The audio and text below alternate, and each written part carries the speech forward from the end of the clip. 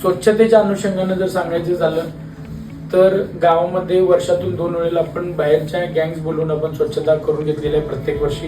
त्यानंतर आरोग्य आणि च्या दृष्टिकोनातून आपण नवीन घंटागाडी सुद्धा आपण मधल्या काळात घंटागाडीची वारंवार नादुरुस्ती होत असल्या कारणाने सर्व संबंधित कार्यकारिणीच्या परवानगीने आणि सहमतीने आपण गावात नवीन घंटागाडी सुद्धा घेतलेली आहे. तर घंटागाडीसाठी आपण त्या अनुषंगाने नवीन ड्रायव्हर सुद्धा नियुक्त केलाय. आणि जगन्नाथ मंदिर परिसरात जर तुम्ही बघितलं तर आपण शाळेचे विद्यार्थी घेऊन आपण 2 ते 3 वेळेला आपण वर्षातून आपण तिथं स्वच्छतेचं मोहीम सुद्धा राबवतो.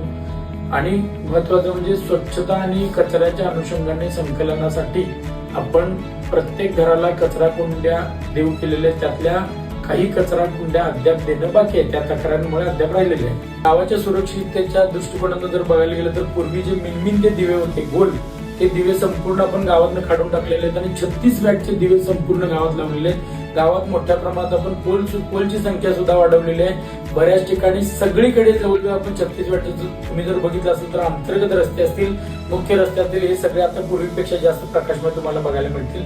त्यानंतर गावात आपण ग्रामपंचायत कार्यालय हे सुद्धा सीसीटीव्ही सज्ज केले, मुख्य रस्ता आपण सीसीटीव्ही त्यातनं कव्हर केलेला आहे. त्यानंतर गावात बऱ्याच ठिकाणी आपण नवीन हायमास्ट केलेले आहेत. शिरोळेंच्या घराच्या समोर, संतोष भोजकरांच्या घरासमोर, आई मंदिरच्या मैदानावर 2 आणि लक्ष्मी मंदिर इथे आपण नवीन हायमास्ट आपण टाकलेले आहेत. त्यानंतर स्मशानभूमीमध्ये सुद्धा स्मशानभूमीकडे जाणारा पूर्वी रस्ता अंधारमय होता, तर तिथे सुद्धा कंटिन्युअस दिवे दिलेले आहेत आणि स्मशानभूमीमध्ये सुद्धा मोठ्या प्रमाणात लाईटची आपण सोय केलेली आहे, जी पूर्वी नव्हती.